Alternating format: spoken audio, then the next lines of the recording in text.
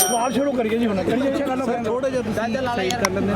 जब आपने पूछना होगा पूछो sir, what is the election scenario? रोज ही हां मैं कुछ कर रहा हूं, ना रखना थोड़ा नहीं रख तेरो शेर आ रहा है, आ रहा है राणा पूरे देश में एक ही गूंज, एक ही आवाज आ रही है, my choice Modi, my choice Modi, my choice Modi.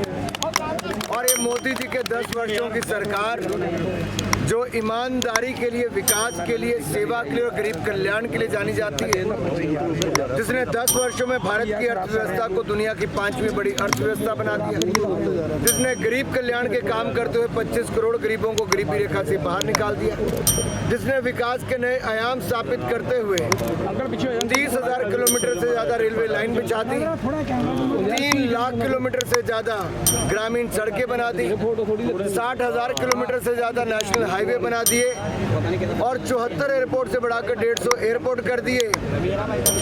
वहीं पर एक्सपोर्ट भी दुगना कर दिया और हमारे जो फॉरेक्स रिजर्व्स हैं, विदेशी मुद्रा भंडार, वो भी लगभग दुगना पिछले 10 सालों में कर दिया है और आगे भी इसी तरह की तैयारी है। सर ये लोग कह रहे हैं कि महंगाई बहुत ज़्यादा हो गई। राहुल गांधी कहते हैं कि मोदी जी आएंगे तो संविधान चेंज हो जाएगा, इस तरह की रोज बातें करते हैं। इलेक्शन ही नहीं होने दिया, इलेक्शन नहीं होने दिया जाएगा। आज मैं पंजाब में खड़ा, मेरा पंजाब के सारे मीडिया से सवाल है, क्या पिछले 1.5 साल से पंजाब के कॉरपोरेशन और मेयर के चुनाव हुए? लोकतंत्र की हत्या पंजाब में हुई। अगर कभी इमरजेंसी लगी तो इंदिरा गांधी जी ने लगाई, जो राहुल गांधी जी की दादी है। देश ने लोकतंत्र की हत्या होते उस समय देखी। मोदी जी की सरकार के समय तो जम्मू कश्मीर में भी पंचायती राज के चुनाव हो गए, डीडीसी के चुनाव हो गए और अब विधानसभा के चुनाव भी होने जा रहे हैं। कांग्रेस ने भय, भ्रम, अफवाहें फैलाने का काम किया और जब वो नहीं चली तो डीप फेक टेक्नोलॉजी का उपयोग करके कांग्रेस देश के लोगों को गुमराह कर रही है। अन्याय एक नहीं अनेक जगह हो रहा है। कांग्रेस के यहीं पे राधिका खेड़ा जी बहुत लंबे समय से मीडिया विभाग में अपनी सेवाएं देती हैं। उनके साथ जिस तरह से दुर्व्यवहार, अत्याचार किया गया और जिस तरह से अगर उनका राम मंदिर में माथा टेकना ही गुनाह था और उनको जिस साथ जो हुआ उसका तो आपने बयान देखा भी होगा। अब इससे पहले प्रियंका चतुर्वेदी जी हों या फिर उनके एक और प्रवक्ता अंकिता दत्ता, इनके साथ और ऐसी अनेक कांग्रेस की कार्यकर्ताओं के साथ न्याय नहीं मिल पाया। प्रियंका जी कहती थी लड़की हूँ, लड़ सकती हूँ, लेकिन ना वो अपनी टिकट के लिए लड़ पाई, ना इन महिला प्रवक्ताओं के मीडिया प्रबंधन वाले अपने कांग्रेस के नेत्रियों के लिए। तो इससे पता चलता है कांग्रेस के अंदर अन्याय है, न्याय नहीं मिल रहा। कांग्रेस के नेता चन्नी ये बोल रहे हैं कि पुंछ पे जैसे हमला हुआ है तो कह बीजेपी जब हारती है तो पुंछ पे हमला करा देती है, उनके ऐसे विवाद को बयान आ रहा है। जलंधर में मेरा एक सवाल कांग्रेस पार्टी से है,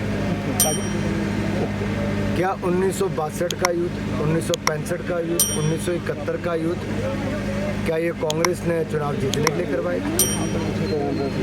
इससे घटिया बयान जिस पे कांग्रेस पार्टी के राष्ट्रीय अध्यक्ष को माफ़ी मांगनी चाहिए, सोनिया जी और राहुल गांधी जी को माफ़ी मांगनी चाहिए, देश से माफ़ी मांगनी चाहिए। हमारी सेना का अपमान करते हैं। अरे जब अतिक्रमण करने का प्रयास चीन ने किया डोकलाम में, तब हमारी सेना ने मुंह तोड़ जवाब दिया। तब राहुल गांधी जी कहाँ थे?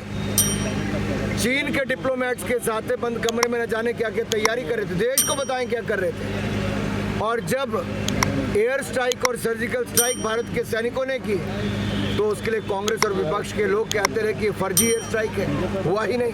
ये हमारी सेना की काबिलियत पर प्रश्न चिन्ह उठाते हैं। और आज एक और इस घटिया बयान ये तो दिया ही, इसके अलावा 26/11 के हमले पर जिस तरह का बयान महाराष्ट्र से आया है, एक और निंदा करने वाला है, माफी उनको मांगनी चाहिए। उन्होंने भी बोला है। मैं सवाल इस पे आता है कि कांग्रेस पार्टी कितना गिरेगी, कितने हल्के बयान देगी। क्या कांग्रेस चुनाव जीतने के लिए अब हमारे वीर सैनिकों को भी अपमान करेगी, हमारी सेना को परमाणु हथियार खत्म करने के लिए मजबूर करेगी, भारत को कमजोर करने की बात करेगी, जाति और क्षेत्र के नाम पे देश को बांटने का काम कांग्रेस करेगी। और यही नहीं, कांग्रेस तो अब ये भी मन बना रही है, और मैं 8 दिन से कांग्रेस पार्टी से पूछ रहा हूँ कि देश को हल्फनामा देकर बताएं कि क्या स्त्री धन सुरक्षित है, रहेगा कि नहीं रहेगा अगर उनकी सरकार आएगी।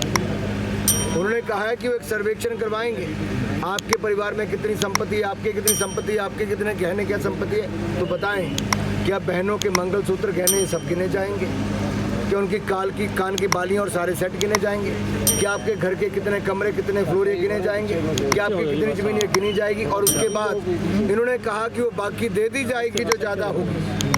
तो मैं इनसे पूछना चाहता हूँ, ज़्यादा का मतलब क्या है? कांग्रेस ने क्या मापदंड बनाया ज़्यादा के लिए, और किस किस का अपनी संपत्ति रहने वाली, किस किस की मुसलमान